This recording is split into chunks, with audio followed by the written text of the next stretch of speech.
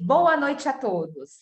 É com imenso prazer que a 38ª subseção da Ordem dos Advogados do Brasil de Santo André, presidida pela doutora Andréa Tartucci, tem a honra de recebê-los para mais um evento em formato webinar. Compõe a nossa mesa virtual de hoje. Doutora Andréa Tartucci, presidente da 38ª subseção da Ordem dos Advogados do Brasil de Santo André. O doutor André Vitor Bastos Torini, presidente da Comissão de Direito e Proteção do Consumidor da OAB Santo André. Professor doutor Arthur Rolo, palestrante da noite. Essa que vos fala, Priscila Kogan, atualmente diretora de comissões da OAB Santo André. Hoje abordaremos o tema Lei do Superendividamento. O que muda para o consumidor? O professor doutor Arthur Rolo é advogado, doutor pela PUC São Paulo, vice-presidente da Comissão de Direito do Consumidor da OAB São Paulo e secretário nacional do consumidor. Estamos muito honrados com a sua presença, doutor Arthur. Muito obrigada. Eu passo a palavra para a doutora Andréa Tartucci para suas considerações iniciais e abertura do evento. Obrigada, Priscila. Bom, boa noite, meus amigos, minhas amigas, advogados e advogadas que estão agora assistindo e prestigiando este importante webinar que falará sobre o superendividamento. Acompanhe essa nossa mesa, já aí devidamente registrada pela doutora Priscila Kogan, nossa anfitriã, também diretora de comissões, o ilustre amigo doutor Arthur Rolo, palestrante da noite, que trará para nós uma excelente palestra, convite esse feito pela Comissão do Direito do Consumidor, presidida pelo amigo André Torini. Então, gostaria de não somente cumprimentá-los, a todos desta seleta mesa virtual, mas não menos acolhedora, não é isso, Priscila? E em nome da 38ª subseção da Ordem dos Advogados do Brasil, desejar boas-vindas a todos.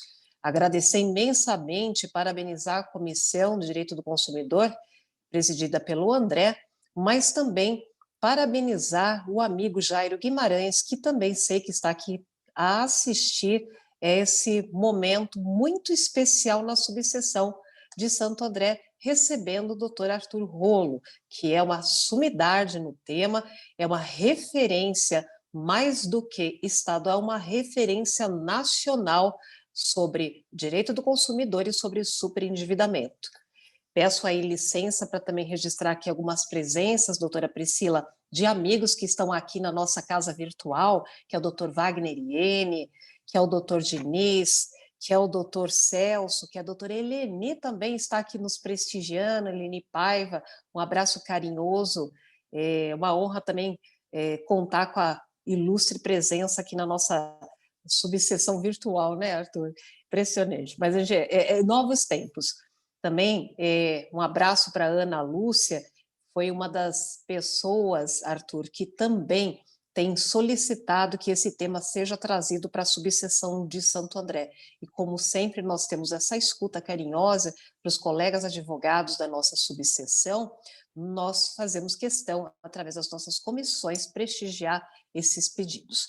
E nada mais oportuno do que o momento, com essas alterações que o amigo vai trazer hoje para a palestra, que seja falar, então, sobre esse sobreendividamento, um tema que já tem alguns anos e que poucas pessoas têm propriedade. E nada mais justo, inclusive, que seja o Arthur Rolo, então, a falar. Então, mais uma vez, muito obrigada pela presença de todos, desejo uma excelente palestra, muito sucesso, Arthur, e vou seguir suas recomendações que foram feitas aí na nossa antessala. Um abraço, Deus abençoe a todos e declaro abertos os trabalhos da noite. Obrigada.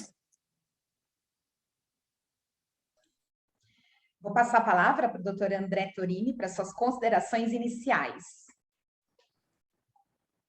Gostaria também de dar boa noite a todos. Eu acho que a doutora Andréia também já falou com esplendor aqui, já fez uma abertura excepcional. Então, sem mais palavras, estou super ansioso também para ouvir o professor.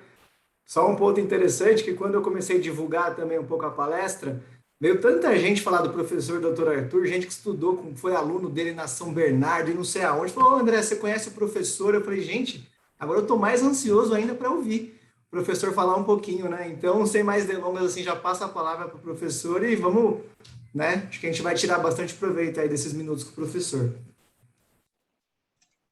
Bom, boa noite a todas e a todos. Queria saudar minha amiga Andrea Tartucci, presidente da subseção de Santo André. É uma honra, sabe, André, que eu sou quase um andreense, né?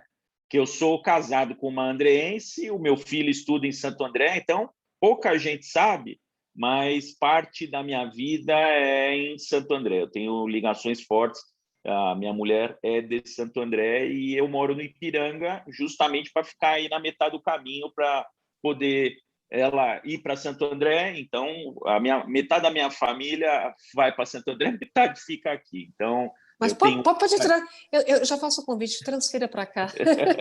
ela quer me transferir. Eu só não faço isso porque eu vira e mexe, preciso aqui no Tribunal de Justiça de São Paulo e eu faço contrafluxo. Quando eu vou, por exemplo, dar aula em São Bernardo, eu pego o contrafluxo da Anchieta. Quando eu estou indo, a Anchieta está toda parada, então eu tenho um pouco medo de ficar ilhado. Mas, fora isso, eu com certeza iria aí a uma cidade que eu gosto muito e queria cumprimentar todas e a todos, só para dizer que eu tenho vínculo, além de ter vínculo com São Bernardo, eu tenho bastante vínculo com Santo André também. Então, queria te agradecer, André, pelo convite, na sua pessoa, cumprimentar todas as nossas amigas advogadas aqui presentes, saudar também a doutora Priscila aqui, a nossa anfitriã da noite, o querido André Torini, presidente da Comissão de Direito do Consumidor, na pessoa dele, saudar todos os colegas advogados presentes e saudar também o Jairo Guimarães. O Jairo, André, ele é teimoso. Sabe por que ele é teimoso? Porque ele fez o curso comigo em Direito do Consumidor, aí ele virou meu assistente, teimoso, né? Virou meu assistente. Não, normalmente a pessoa quer ver o professor longe, né? Virou meu assistente, ficou assistente há alguns anos, né? Vira e mexe, vai me encontrar e aí me chama para palestra ainda. Então, ele é teimoso. Agradecer ao Jairo aqui pela oportunidade, com todas as brincadeiras aí, é um querido amigo também, a gente aprendeu a trabalhar junto. E saudar, enfim, todas e todos que nos assistem para falar desse tema que não é dos temas mais agradáveis, obviamente, de falar. A gente fala em pandemia, mas no que diz respeito a superendividamento, a gente tem uma epidemia de superendividamento. Aí eu já peço licença para compartilhar a tela com vocês para começar a exposição e já peço desculpa porque eu vou ter que tratar do tema bastante rápido, porque tem muita coisa para falar. Então, aqui tem os contatos, quem quiser fazer contato, tem aqui todos os meus contatos. Vamos falar da definição de superendividamento que está na lei. Impossibilidade manifesta do consumidor, pessoa natural, de boa-fé, pagar a totalidade de suas dívidas de consumo exigíveis em vicendas, sem comprometer seu mínimo existencial nos termos da regulamentação. Uma coisa interessante, essa lei vai ser regulamentada, vai ter uma audiência na Secretaria Nacional do Consumidor daqui uns 30 dias para falar do que vai ser objeto de regulação da lei. Então, vai ter uma audiência pública para regular a lei. Essa definição que eu falei aqui está no artigo 54A, parágrafo 1º, da Lei 14.181 de 2021. Aí vamos aos dados da Serasa. Essa aqui é uma matéria do G1 de 27 de maio de 2021, que diz o seguinte: 1,6 milhões de pessoas se tornaram inadimplentes em 2021, diz Serasa Experian. Total de devedores em abril é o maior desde agosto de 2020, com 39,5% da população adulta. 40% da população brasileira está inadimplente. E a gente vai ver que esta inadimplência ela prejudica a dignidade, prejudica, por exemplo, a gente falou de muitos divórcios e separações aí durante a pandemia, brigas familiares, etc. Tem a ver com as pessoas ficarem mais próximas? Tem, mas tem muito a ver também com dívidas. As dívidas aumentaram muito, a pessoa fica pressionada, fica dentro de casa pressionada, tem conta para pagar, perde o emprego. Isso aconteceu bastante, como a gente sabe. Nessa matéria, tem algumas questões aí para a gente pontuar. O total de brasileiro com contas em atraso chegou a 63 milhões em abril, alta de 0,7 com relação a março. De acordo com a Serasa, só em 2021, 1,62 milhões de pessoas deixaram de pagar suas dívidas e acabaram sendo negativadas. Total de devedores em abril é o maior desde agosto de 2020. Agosto de 2020 deu um pico enorme, com 39,1% da população, 39,5% da população adulta nessa situação. Em abril do ano passado foi ainda pior, a gente chegou a ter 65,9 milhões de endividados. Então, a gente melhorou um pouquinho, mas ainda o volume aí, 40% da população, é um negócio absurdo, né? Os setores que apresentaram maior crescimento no acumulado de dívidas são de utilities, né? Água, luz e gás, bancos, cartões e financeiras. E aí eu abro um parênteses. A conta de energia cada vez subindo mais, gás um absurdo, né? E as pessoas perdendo emprego, não estão conseguindo recuperar a renda. Então, infelizmente, o dólar subindo, quando o dólar sobe, o dólar acaba indexando aí todas as commodities, né? O dólar sobe, sobe gasolina, o dólar sobe milho, milho sobe carne, milho sobe frango, sobe ovo, e aí a gente tem uma situação, por exemplo, eu vi uma matéria aí, um negócio absurdo, completamente afrontoso à dignidade humana, das pessoas estarem disputando o caminhão de ossos retirados dos supermercados. A gente está chegando, muita gente, muito morador de rua, a gente vai lá para o centro, no João Mendes, a gente vê a situação, a gente ficou dentro de casa, né? Ficamos dentro de casa. Quando a gente foi para o centro, viu que piorou muito. E isso é o retrato, infelizmente, do país. Aí tem aqui uma série de dados, mas o que eu queria dizer? Aqui tem os percentuais de inadimplentes de acordo com os estados, né? Esses dados de abril aí da Serasa Experian que eu mencionei. Aí Tocantins, 42,1% da população inadimplente, São Paulo, 42,5%. Aí a gente tem, por exemplo, Roraima, 45,1% de inadimplentes, Rio de Janeiro, 46% de inadimplentes. Olha lá o Mato Grosso, 47,8%. Praticamente metade da população inadimplente, Amazonas, mais da metade da população inadimplente. Então, a gente vê que, no geral, 40% da população está inadimplente, mas tem lugar aí que está batendo, já passando de 52,1% de inadimplentes. Então, é um problema seríssimo. Vamos lá.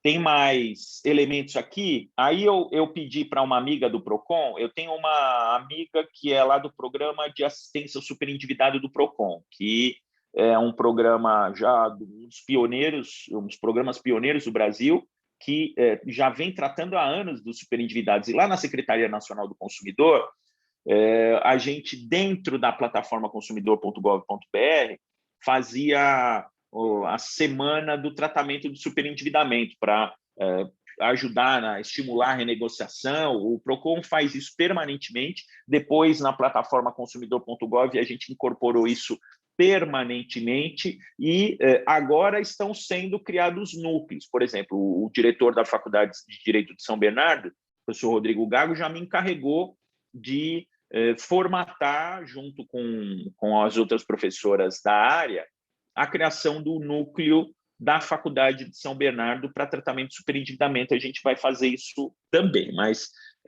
de acordo com os dados do PROCON de São Paulo, o que nós temos aqui? Aqui, de acordo com a idade, até 25 anos, 8,7% da população endividada, de 26 até 35 anos, 26,7% da população endividada, de 36 até 45 anos, 27,3%. Então, a gente percebe aqui que o maior número de endividados está entre os 26 e os 45 anos. Vejam, Estado Civil, André, nem para isso é bom ser casado, né? Casado aqui tem 6.871 consumidores endividados, é um percentual de 40%. Então, o sujeito que é casado, ele se endivida mais do que o solteiro. Então, o casado, 40% de endividados, o solteiro, 31,1%. E, olha, as mulheres aqui saem ganhando também, né? No sexo feminino, 58,7% da população endividada, 41,3% no público masculino. Dos consumidores atendidos pelo núcleo de superendividamento, 73,6% estão também negativados. O fato do sujeito ter dívida não necessariamente quer dizer que ele está negativado, mas quando ele está negativado, a situação dele complica porque ele perde completamente o crédito dele, e o crédito é essencial à dignidade do consumidor para ele continuar satisfazendo as suas necessidades do dia a dia. Então, quando ele é negativado, a situação piora bastante. 58,7% não tem casa própria, aí 23,9% tem casa própria quitada, 17,4% tem casa própria que está pagando ainda. A maioria, aí, 55,5% tem dependentes, 44,5% não tem dependentes. Olha só, tem aqui não servidores públicos, 80%, servidores públicos, 19,8%. Mas uma coisa interessante, eu fui, acho que deve ter o quê? Uns 7 ou 8 anos atrás, dar uma palestra no Supremo Tribunal Federal para os servidores do Supremo Tribunal Federal sobre superendividamento. Tinha uma parcela significativa de servidores públicos lá do Supremo Tribunal Federal superendividada. E a gente sabe que são dos servidores mais bem remunerados do judiciário. Então, não escolhe classe social, não escolhe valor de recebimento. O superendividamento atinge a todos, pega servidor público, pega não servidor público, pega pessoa com uma renda maior, pessoa com uma renda menor, pega todas as faixas etárias, embora em algumas faixas etárias seja mais incidente, mas atinge todo mundo. Questão de veículo próprio, 58,2% dos endividados não têm veículo próprio, 20% tem veículo quitado, 21,2% tem veículo ainda que estão pagando. Ainda dentro dos dados aí que eu recebi lá do núcleo de superendividamento dos PROCONs, olha só aqui a questão da escolaridade, isso daí é interessante. 39,9% tem nível médio, 36,9% tem nível superior. Então, aqui o nível predominante aqui dos endividados é ou médio ou superior, quer dizer, são pessoas de nível médio ou superior. Tem aqui não alfabetizado é 0,3%, iletrado 0,5%. Então, médio e superior dominam aqui. E olha, aqui uma questão interessantíssima, as principais causas das dívidas. A gente pode pensar, não, a maioria fica endividado por conta de doença. Não, é descontrole financeiro. Descontrole financeiro, 38,4% dos superendividados. Então, o que é? O sujeito que... o Jairo talvez lembre disso. Quando eu dou a primeira aula lá no curso de Direitos Difusos da Direito de São Bernardo, o que eu falo? Eu falo, se tem 2 mandamentos no direito do consumidor, o mandamento número 1 é não deverás no cartão de crédito e o mandamento número 2 é não deverás no cheque especial. Deveu no cartão de crédito, deveu no cheque especial, pura e simplesmente não consegue pagar. Então, desses descontroles financeiros aqui, tem muita gente, com certeza, que está com problema com cartão de crédito e cheque especial.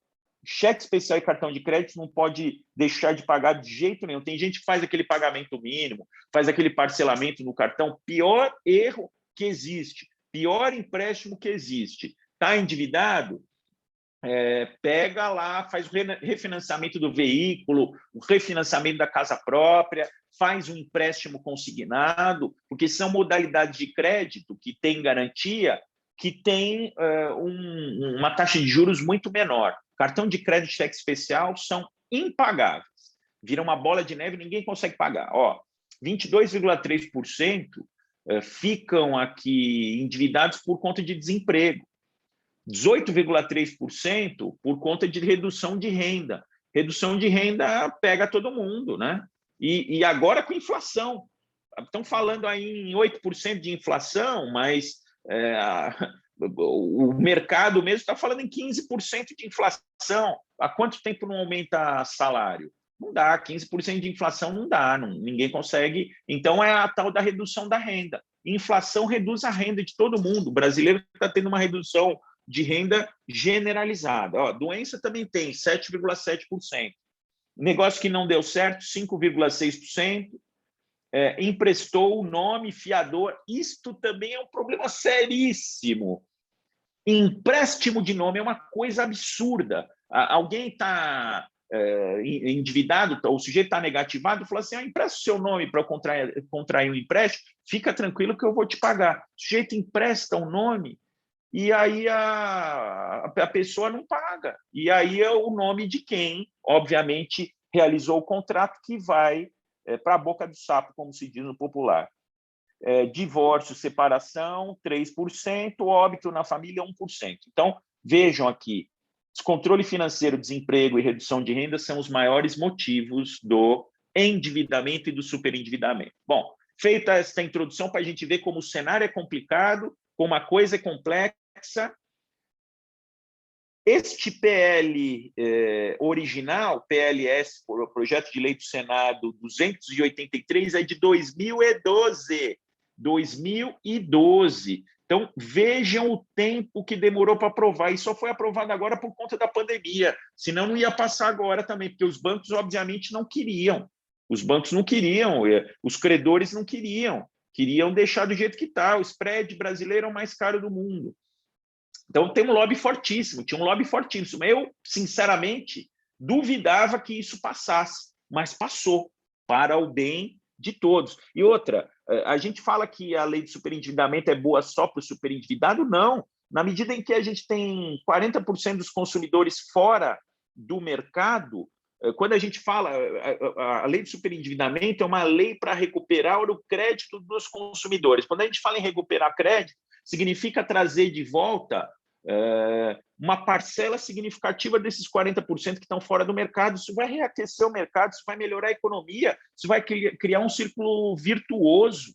Então, a lei do superendividamento, ela beneficia o mercado também. É isso que precisa ter em mente. Se a gente reabilita o crédito dos consumidores, a gente resolve numa tacada só o problema da dignidade dos consumidores e também o problema do reaquecimento da economia. Então, o projeto de 2012 acabou virando o 3515 famoso de 2015, né? Ou seja, demoramos aí 9 anos para aprovar aquilo que virou a Lei 14.181 de 1º de julho de 2021.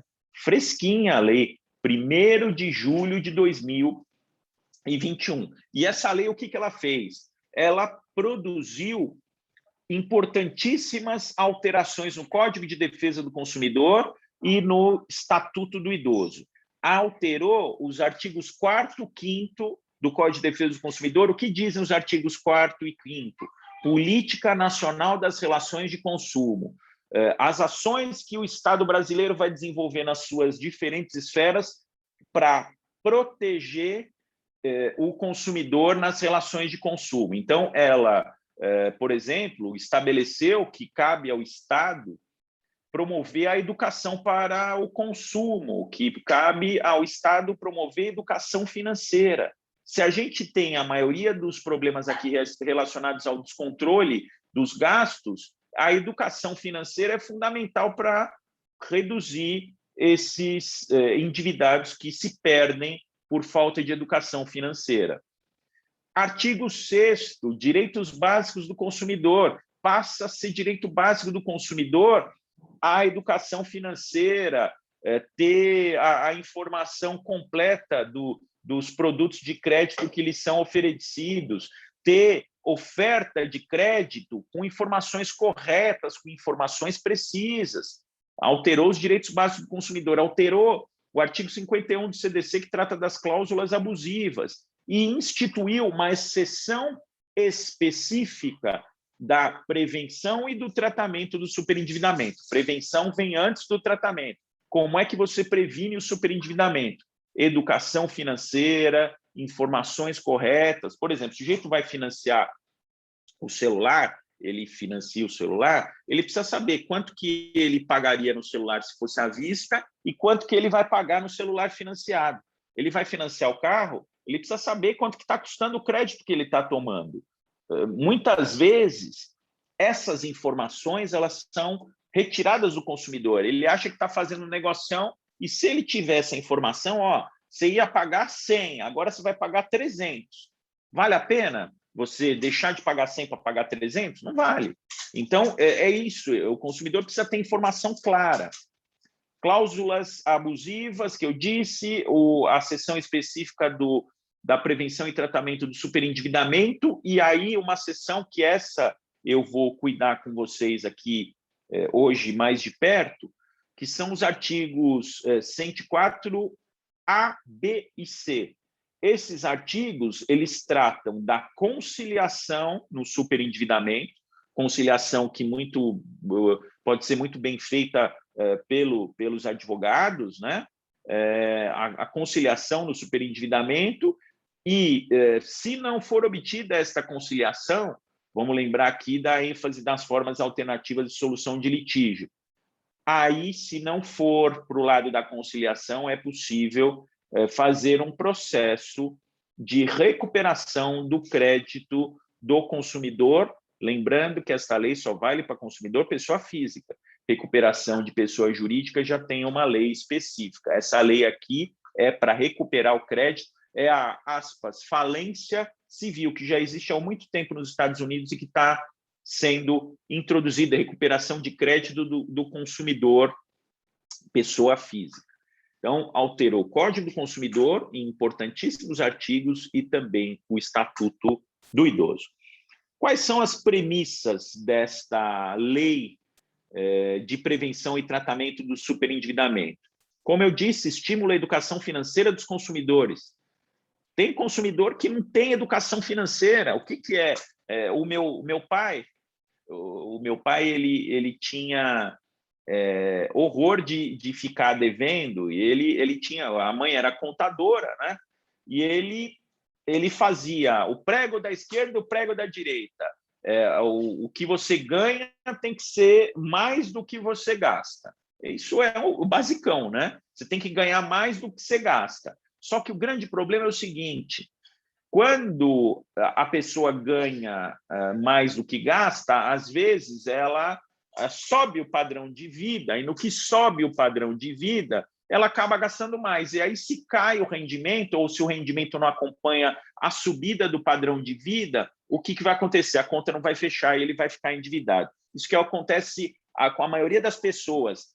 A pessoa dá um passo maior do que a perna. Ela acaba tendo um padrão de vida, por exemplo, comprando um carro que ela não tem condição de manter, comprando um apartamento que ela não tem condição de manter, realizando viagens, enfim, é assim que a coisa desanda. Compra compulsiva, doutor André, tem gente que tem, tanto que esse tratamento de superendividamento muitas vezes envolve um caráter multidisciplinar, porque tem compradores compulsivos. A gente estava falando de estresse aqui antes de começar a palestra. Tem gente que alivia o estresse fazendo compras. E vira, inclusive, isso é uma doença. Estou tentando lembrar o nome dessa doença. É prodigalidade, né? O sujeito vira pródigo, acaba gastando demais. A gente ouviu falar de casos, André, do sujeito sair para caminhar com a mulher comprar um apartamento, sair para caminhar com a mulher, comprar um colar de brilhante para a mulher. Eu saio para caminhar, saio sem nada, eu não consigo comprar nada. E outra, depois que eu conheci o CDC também, minha vida mudou. Porque eu vou no shopping, André, eu consigo entrar e sair do shopping sem comprar absolutamente nada. Sabe a pergunta que eu faço? Você deixa o cartão de crédito em casa. Deixo em casa, mas não é só isso. Eu me pergunto antes se eu preciso. Por exemplo, eu ia trocar o meu relógio, eu tenho um relógio de um modelo mais antigo, aí eu falei, eu vou trocar por um modelo novo. Aí eu olhei para o meu relógio assim, falei, pô, meu relógio está legal, está funcionando, está perfeitinho, o que vai mudar minha vida eu trocar de relógio? Pensei, nada. Troquei de relógio? Não. Então, sabe, ver se precisa realmente. Se a gente olhar na nossa casa, a gente vai ver que a gente tem muita coisa que a gente não precisa, a gente compra muita coisa no impulso. Tem gente que tem roupa no armário que nem usa. E aí depois tem que aumentar o armário, tem que aumentar a casa para guardar as coisas que compra. Quando a gente faz isso, além da gente prejudicar o bolso, a gente prejudica o meio ambiente, a gente gera resíduo. Hoje em dia está todo mundo minimalista. Eu pensei em algum momento, falei, vou trocar de apartamento. Eu falei, vou trocar de apartamento para quê? Para ficar com uma conta maior para pagar? O apartamento está bom, está tudo tranquilo, tudo bonito. Para que eu preciso? Então, as pessoas ficam querendo buscar felicidade através de bens de consumo, e aí que vão para o buraco. Isso tem um elemento psicológico que precisa, muitas vezes, ser tratado. Essa prevenção e tratamento superindividual... Oi, pode falar, André.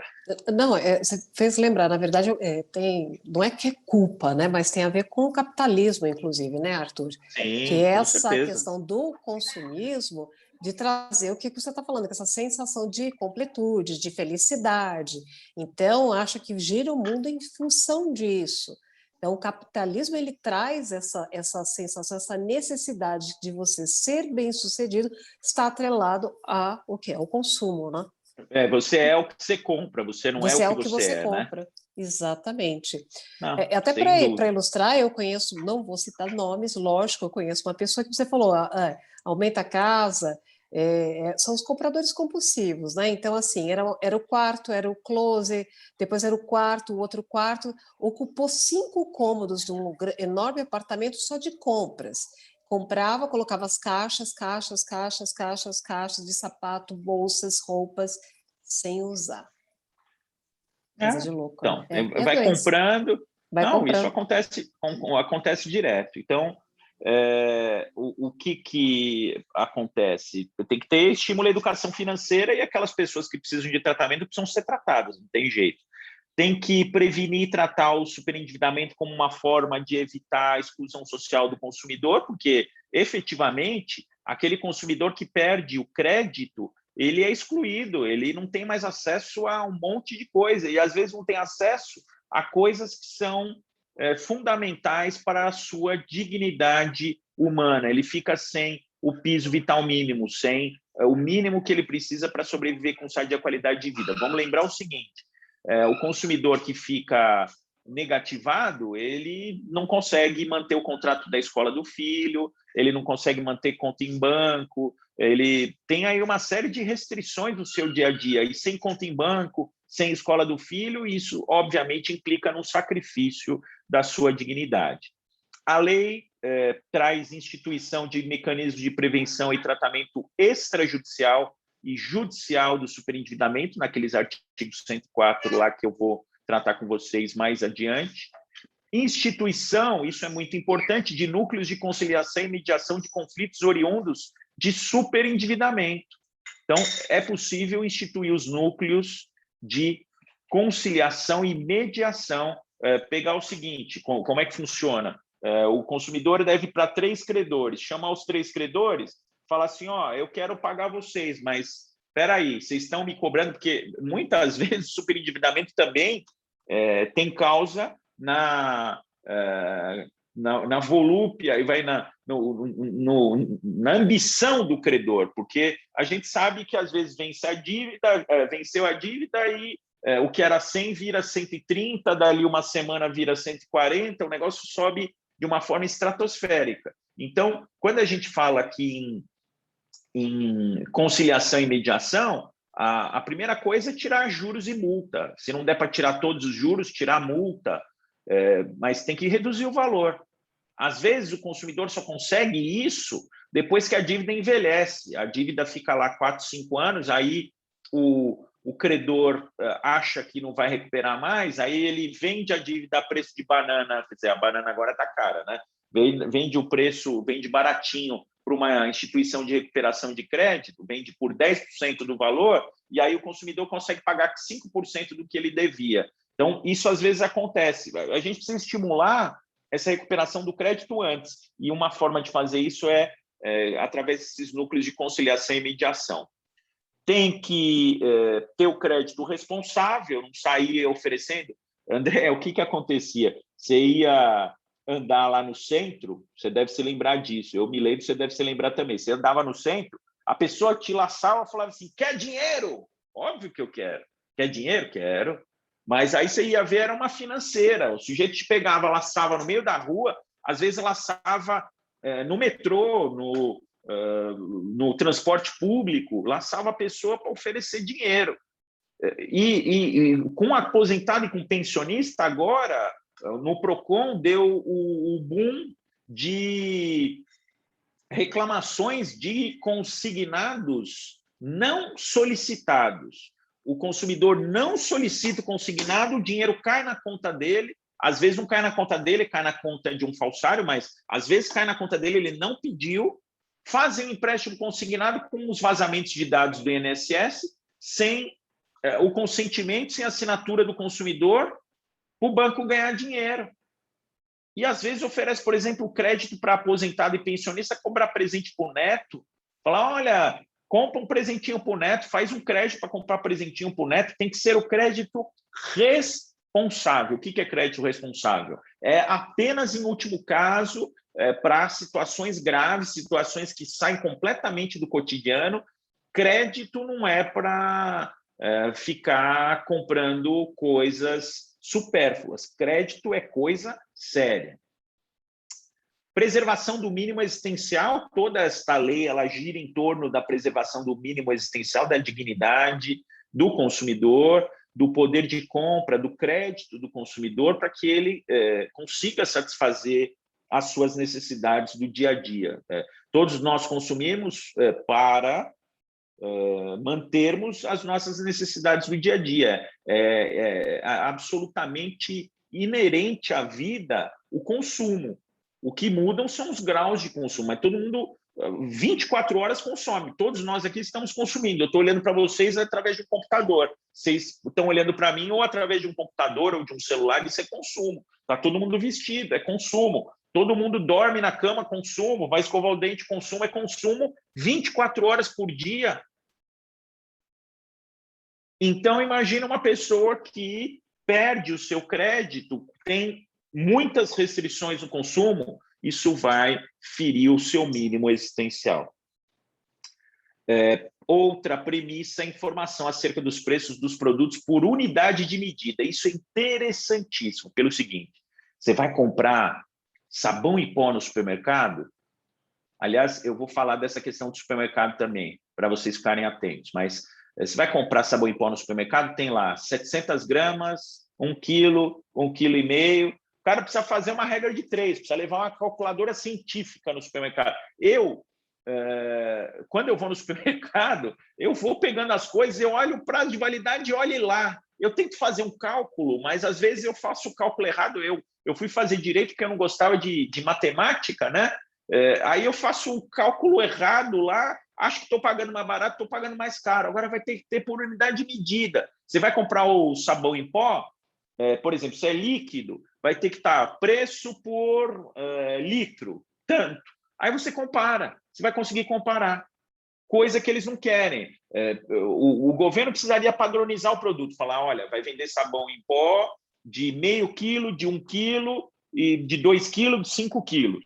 Precisava padronizar, mas eles não fazem isso porque também não é interesse dos fabricantes, né? Aí o que acontece? Agora vai ter que colocar a unidade o preço por unidade de medida. E outra coisa que cabe a gente dizer, com esse negócio de inflação, quando a gente tem inflação muito grande no supermercado, começam a existir as maquiagens de produtos. Se vocês olharem hoje no supermercado, vocês vão falar, o preço da bolacha não subiu.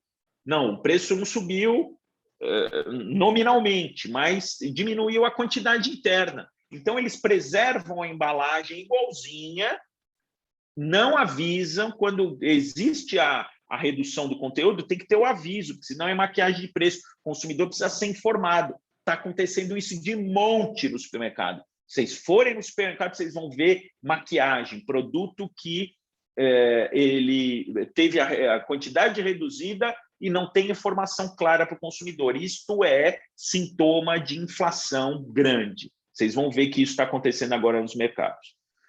Bom, pressupostos da lei aqui, da aplicação da lei. Só vale para pessoa natural, não vale para pessoa jurídica, só pessoa natural.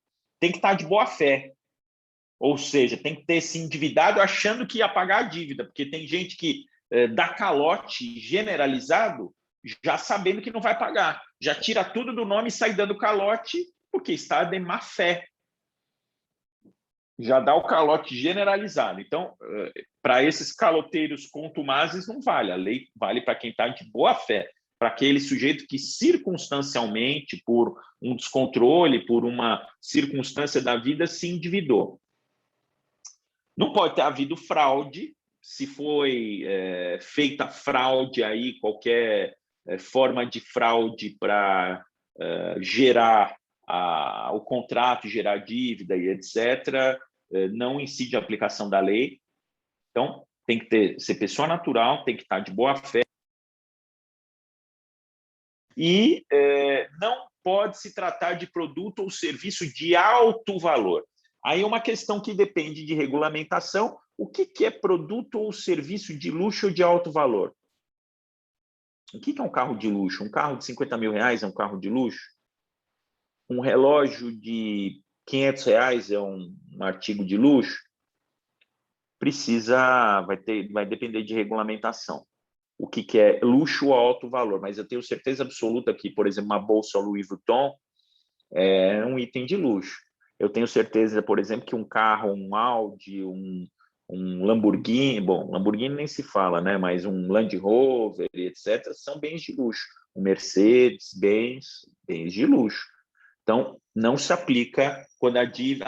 eu financiei a minha Land Rover por 400 mil reais, 500 mil reais, e não estou conseguindo pagar, fiquei super endividado, vai invocar a lei.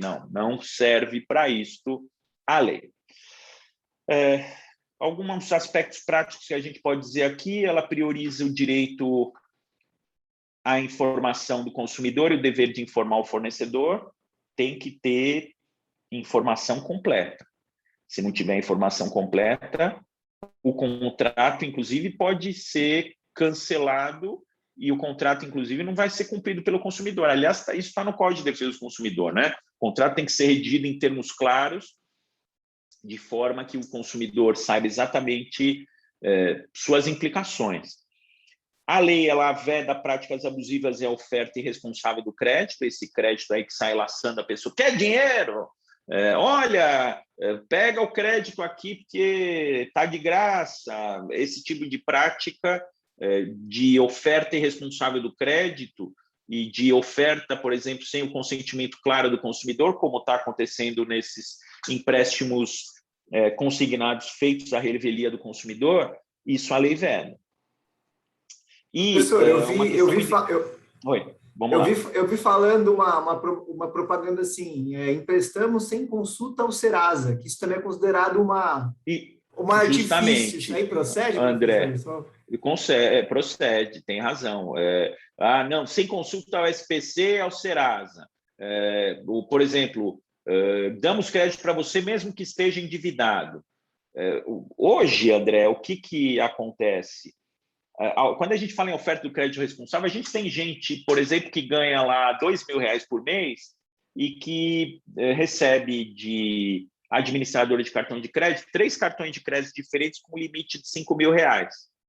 Dar um cartão de crédito com limite de R$ 5.000 para um sujeito que ganha R$ 2.000 por mês é dar corda para o sujeito se enforcar. Então, quando a gente fala em oferta responsável do crédito, a gente fala em um crédito compatível com a capacidade de pagamento do consumidor. Posso negar um financiamento de um veículo se o consumidor não tem capacidade de pagar? Deve. Hoje em dia tem um negócio que chama cadastro positivo, você tem o score do sujeito lá. Esse score, a famosa nota, é um dos elementos para aferir se o sujeito tem capacidade de pagamento da dívida ou não. Se ele está endividado já, se ele não tem capacidade de pagamento, o crédito tem que ser tirado, não pode ser dado o crédito para ele. Então, ele precisa recuperar o crédito antes. Cartão de crédito, André, por exemplo, tem gente que tem 2, tem 3. Eu, a vida inteira, tive um cartão de crédito só. E eu uso com absoluta moderação. O cartão de crédito, ele dá uma sensação de onipotência para o sujeito acha que pode comprar tudo, e o banco vai subindo o limite, você nem percebe, e aí você vai se enforcando. Então, essas ofertas aí, sem consulta SPC Serasa, dou crédito para você mesmo endividado, são arapucas para o consumidor, que é a lei do superendividamento veda. Essa lei também estabelece o procedimento conciliatório judicial, que está na lei, lá no artigo 104A, como processo de repactuação de dívidas, bem como um procedimento contencioso judicial do tratamento de superendividamento, que é o processo por superendividamento para revisão e integração dos contratos e repactuação das dívidas. Como é que funciona? Tem uma primeira fase judicial de tentativa de conciliação. Se essa tentativa de conciliação não der certo, o juiz pode, em uma segunda fase, a requerimento do endividado, estabelecer um plano compulsório de pagamento da dívida que vai ser imposto aos credores. Vai falar, o credor não está querendo dar desconto e tudo, aí o juiz vai lá e fala assim, tudo bem, você não quis dar o desconto, agora eu vou falar aqui como vai ser o plano de pagamento. O plano de pagamento vai ser assim. E aí aquele plano de pagamento vai ser imposto para os credores ali. Bom, vamos lá, vamos falar do artigo 104 agora para a gente encerrar. Já estamos aqui caminhando para o final. Vou só abrir aqui a lei. Vamos lá.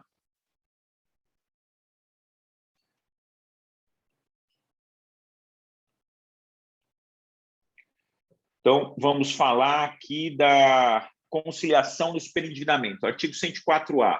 A requerimento do consumidor superendividado, pessoa natural, tem que ser pessoa natural, como a gente já disse, o juiz poderá instaurar processo de repactuação de dívidas com vistas à realização de audiência conciliatória, presidida por ele ou por conciliador credenciado no juízo, com a presença de todos os credores de dívidas previstos no artigo 54A deste Código, na qual o consumidor apresentará a proposta de plano de pagamento com prazo máximo de 5 anos, preservados o mínimo existencial, nos termos da regulamentação, vai definir o que é o mínimo existencial, não vai ter jeito, o mínimo existencial vai ter que ser definido caso a caso. E as garantias e as formas de pagamento originalmente pactuadas. Então, o que acontece? Obviamente, não depende do juiz para fazer isso, tenta fazer a conciliação antes, mas é difícil negociar com o banco, é difícil negociar com o credor. Normalmente, ele não quer negociar. Não conseguiu negociar na esfera extrajudicial, aciona aqui este processo de repactuação de dívida, que é uma fase conciliatória judicial. E aí está falando aqui, presidida por juiz ou por conciliador. Aí eu abro um parênteses. A gente sabe que tem juiz que é conciliador. Quando o juiz é conciliador, muitas vezes você consegue resolver o processo sem briga.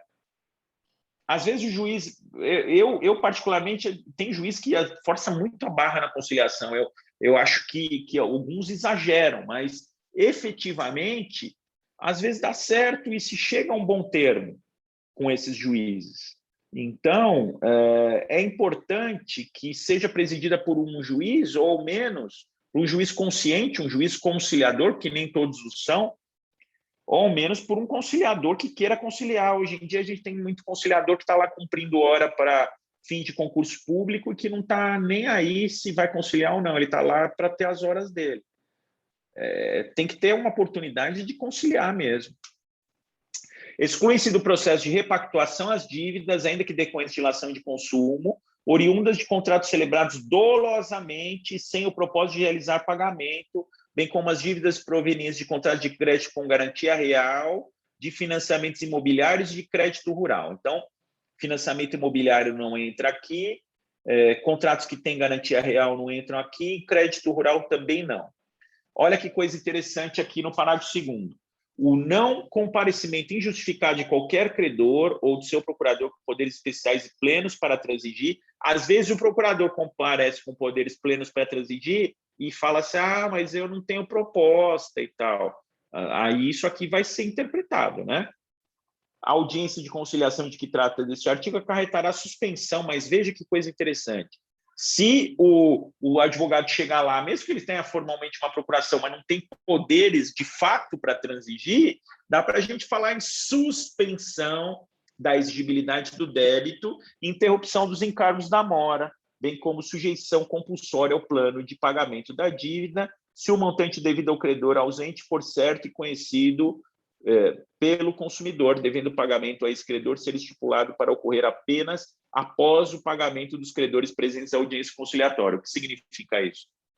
Não apareceu, não compareceu ninguém com poderes a transigir, podem acontecer algumas coisas. Ou pode ser imposto o plano de pagamento para ele, mas, de qualquer forma, a dívida dele vai ser paga depois que todos os outros credores receberem, ou seja, é um estímulo para que eles não faltem e compareçam com poderes para conciliar. No caso de conciliação com qualquer credor, a sentença judicial que homologar o acordo descreverá o plano de pagamento da dívida, terá eficácia de título executivo, força de coisa julgada. Aí tem aqui, parágrafo 4º, os itens obrigatórios do plano de pagamento, medidas de dilação dos prazos de pagamento e redução dos encargos da dívida ou da remuneração do fornecedor, referência à suspensão e extinção das ações judiciais em curso. Isso é muito importante também. Data a partir da qual será providenciada a exclusão do consumidor de bancos de dados e cadastros de inadimplentes, condicionamento de seus efeitos, abstenção pelo consumidor de condutas que importem no agravamento de sua situação de superendividamento. Isso aqui é importante, não adianta o sujeito invocar aqui o procedimento de repactuação de dívida e sair comprando Montblanc na loja do shopping, né? Que isso aí é incompatível com a preservação aí da capacidade de pagamento do consumidor. Se não houver isso na conciliação, artigo 104b, o juiz, a pedido do consumidor, instaurará processo por superendividamento. Então, veja, primeira fase aqui, a conciliação, repactuação das dívidas. Não resolveu, o consumidor pode pedir para o juiz instaurar processo por superendividamento para revisão e integração dos contratos e repactuação das dívidas. Aí vai ter um plano judicial compulsório de pagamento, vai ter a citação de todos os credores que não têm integrado o acordo, porventura celebrado. Serão considerados no processo de superendividamento, se for o caso, documentos e informações prestados em audiência. No prazo de 15 dias, os credores citados juntarão documentos e as razões de negativa de aderir ao plano voluntário de pagamento. O juiz vai poder nomear administrador no prazo de 30 dias para cumprir as diligências necessárias, apresentar plano de pagamento, uma recuperação judicial da pessoa física aqui, né? É muito semelhante à recuperação judicial de empresa. Plano judicial compulsório, assegurar aos credores no mínimo o valor principal devido, corrigido monetariamente. Veja aqui, valor principal devido, corrigido monetariamente por índices oficiais de inflação. Preverá a liquidação total da dívida após a quitação do plano de pagamento consensual no máximo 5 anos. Então, o que acontece? Fica a dívida principal para o consumidor pagar parceladamente em 5 anos. É ruim para o credor? Não, ele vai receber a longo prazo, mas vai receber. Compete concorrente facultativamente aos órgãos públicos, integrando o Sistema Nacional do Consumidor, a fase conciliatória desse processo, ou seja, vai poder ser feita por PROCON. Em caso de conciliação administrativa, bom, enfim, tem alguns detalhes aqui que não dá para a gente falar neste tempo, mas o que eu digo para vocês, vale a pena dar uma olhadinha nessa lei, vai começar a pipocar a partir de agora e, sobretudo, vale a pena tentar conciliar antes de procurar o PROCON, antes de procurar o judiciário, e aí, obviamente, se a coisa não der certo, né, aí vai para a fase judicial. Então, rapidamente, eu peço perdão aí, porque foi bem rapidinho mesmo, mas é para dar uma visão geral. Eu já aí me comprometi com a Andréa, já me comprometi com o André, com a Priscila, com o Jairo, a fazer um curso aí um pouquinho mais alongado nesse assunto. Talvez valha a pena até a gente esperar um pouco a regulamentação para a gente ter uma certeza maior do que vem, porque a coisa está meio ainda parada, mas por hora é o que eu queria falar para vocês. Queria mais uma vez agradecer aqui a gentileza do convite e vamos aí para as perguntas. Eu vou passar a palavra, para a doutora Andrea Tartucci.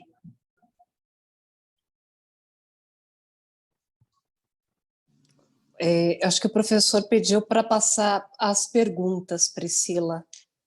Então, vamos abrir. Não, eu estou por conta de vocês aí. Se for pergunta, tudo, vocês que mandam. O tempo é de vocês.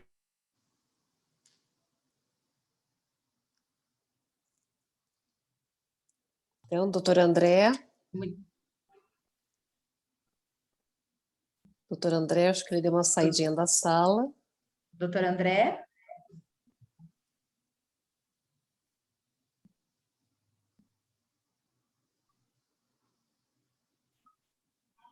Eu acho que ele caiu, doutora. Possível. Temos perguntas registradas, Priscila? Temos muitas felicitações aqui no chat. A doutora Eleni falando que importante modificação, parabéns pela palestra, sou contemporânea do seu pai. O doutor Jairo colocou...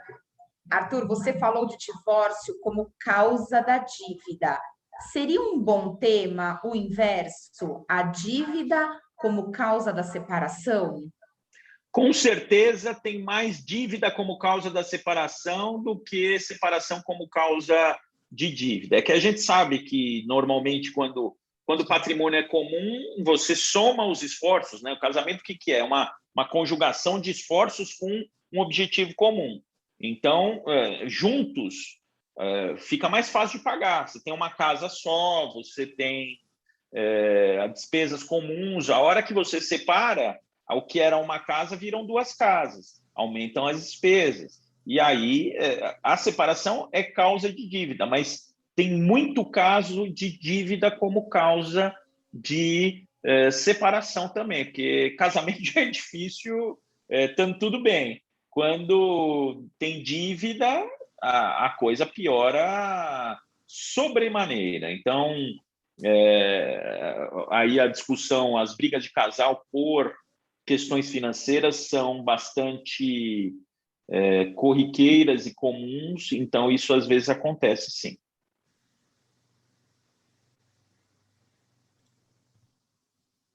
Obrigada, doutor. Bom, o doutor André teve algum problema de conexão, ele caiu aqui da nossa sala, então vou passar a palavra para a doutora André para suas considerações finais. Obrigada, Priscila. Gostaria, então, de agradecer a presença de todos e todas que estão aqui nos prestigiando aqui o doutor Arthur Rolo, palestrante dessa noite, parabenizar o doutor André, que por algum motivo técnico caiu a conexão, mas parabenizar pela escolha do palestrante, agradecer também ao Dr. Jair e todos os que estão nos assistindo. E, Arthur, fica aqui mais um convite para que você venha complementar a palestra após essa regulamentação.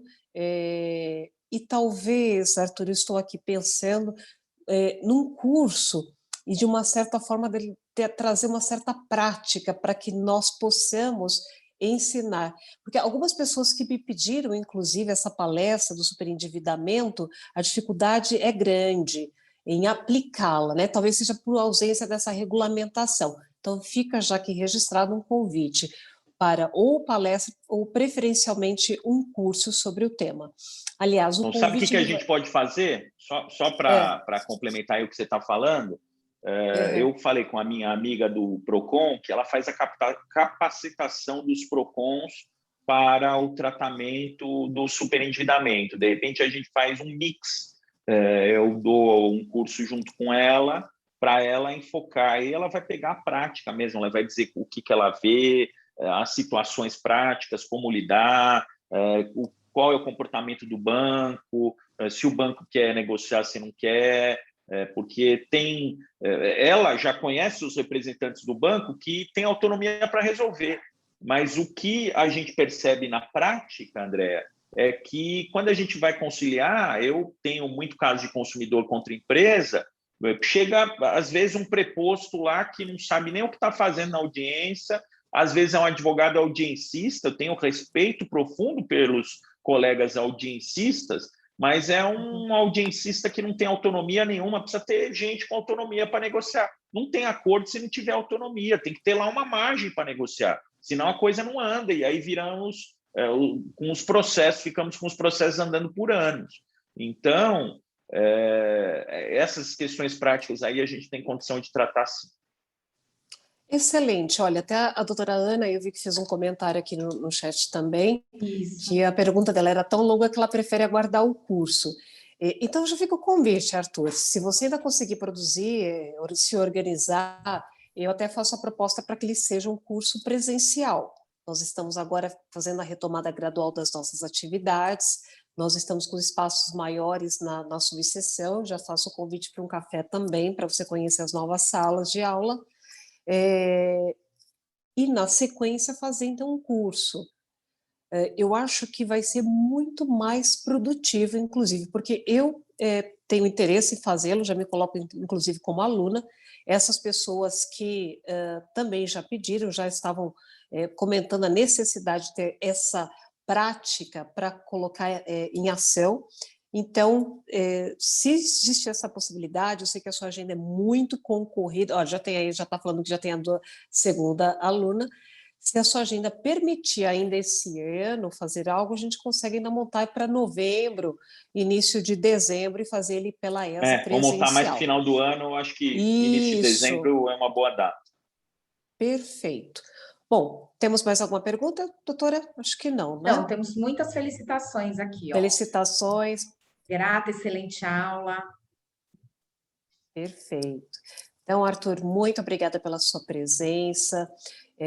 Tenho certeza que você conseguiu esse espaço e não foi fácil. Eu já comentei, sabendo, né, da repercussão do seu trabalho, do seu conhecimento, então nós nos sentimos muito honrados de poder contar, ainda que virtualmente, assim, com a sua participação. Fica, então, registrado mais uma vez esse convite presencial para esse curso,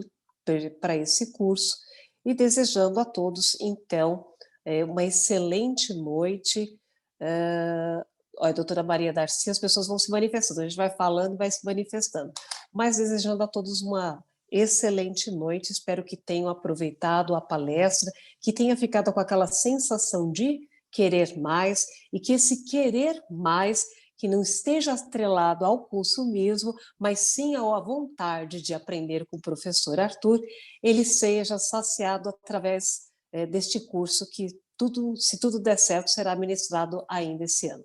Priscila, muito obrigada pela sua presença, por mais uma vez ser a nossa anfitriã, de conduzir brilhantemente os trabalhos da noite, registrando também aí o doutor André Torini, que esteve conosco, até agora há poucos momentos, e encerrando, então, o nosso webinar, que falou esta noite sobre superendividamento. Professor Arthur, muito obrigada mais uma vez. Obrigado a todas e a todos, um prazer estar aqui, então, estamos à disposição. E olha, André, você estava falando, essa questão virtual é boa. Hoje eu fiz uma sustentação oral no Tribunal Regional Eleitoral do Pará. Então, Pará? se fosse presencial, eu não ia conseguir. E aí, essas sustentações orais que a gente normalmente não faria, acabam ainda atribulando a nossa agenda, né? Ainda mais a nossa agenda. Mas obrigado aí pelas suas palavras. A coisa que eu faço é correr atrás, né? Acordo 6 horas da manhã e vou dormir meia-noite ou às vezes até depois. Então, e a gente vai ficando velho também, né? Que é outra característica aí. Que, o povo fala, eu ouço Dorme falar de menos. você. Quando a gente vai ficando velho, mais gente vai ouvindo falar da gente, né? Então, queria agradecer, mas o importante é a gente sempre ter a consciência de que a gente sempre tem que trocar experiência, tem sempre alguma coisa a aprender, continuar sempre estudando. Eu acho que a chave de sucesso de qualquer pessoa é humildade e continuar estudando. É nessas premissas que eu me fio. Eu vou até estender um pouquinho mais meus cumprimentos, Arthur, e essa despedida que nós já fizemos acaba ficando até um ambiente mais informal. Mas eu também não posso deixar de falar o carinho que eu tenho por você, pelos seus irmãos, inclusive, né? Tem o Adalberto, mas o Alexandre também, que é um amigo muito querido, e não houve uma ocasião em que nós aqui de Santo André não pedimos e vocês não estivessem aqui conosco, seja para o direito do consumidor, mas seja também para os grandes especialistas que vocês são na área eleitoral, né? Referência também, mais, eu falo, é uma família de grandes juristas.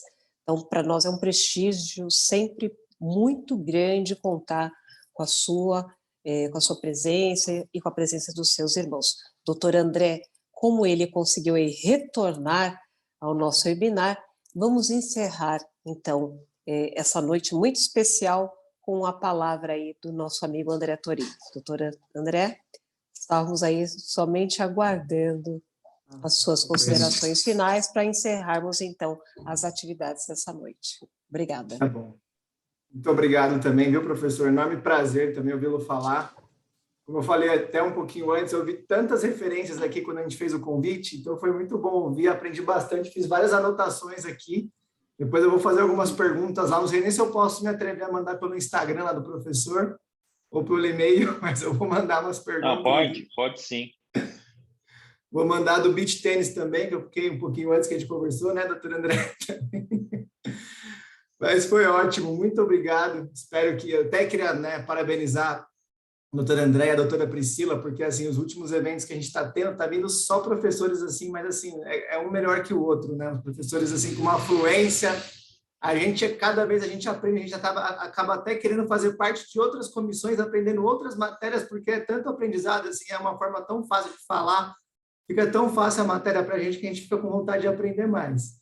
Então, eu agradeço muito o fato de o senhor ter vindo. Quero aproveitar também, falei que ia agradecer, né, o Jairo também, que também conseguiu proporcionar esse encontro, essa aproximação do professor com a nossa comissão. Espero vê-los mais vezes aqui também, né, poder falar um pouquinho mais, ensinar mais para a gente aqui. E agradecer ao AB como um todo pela oportunidade que a gente está tendo, mesmo na pandemia, né, doutor André? Quantas oportunidades que a gente está tendo, mesmo de forma virtual, assim, da gente poder aproximar dos colegas, muitas matérias acontecendo, as áreas, as comissões se encontrando até pelos próprios temas, né, que são todos relevantes em si. E é isso que eu gostaria de falar, e agradecer aí também pela presença dos colegas, quem está online também assistindo, quem tiver interesse na nossa comissão também, vai ter muito trabalho aí para os próximos anos, então sejam bem-vindos também. E boa noite. Obrigada. Lembrando que essa palestra em breve vai estar disponível no canal do YouTube da OAB Santo André. Muito obrigada, doutora André, doutor Arthur Rolo, muito obrigada a todos que nos assistiram aqui, nos ouviram, muito obrigada. A 38ª subseção da Ordem dos Advogados do Brasil de Santo André agradece a presença de todos e deseja uma ótima noite. Muito obrigada.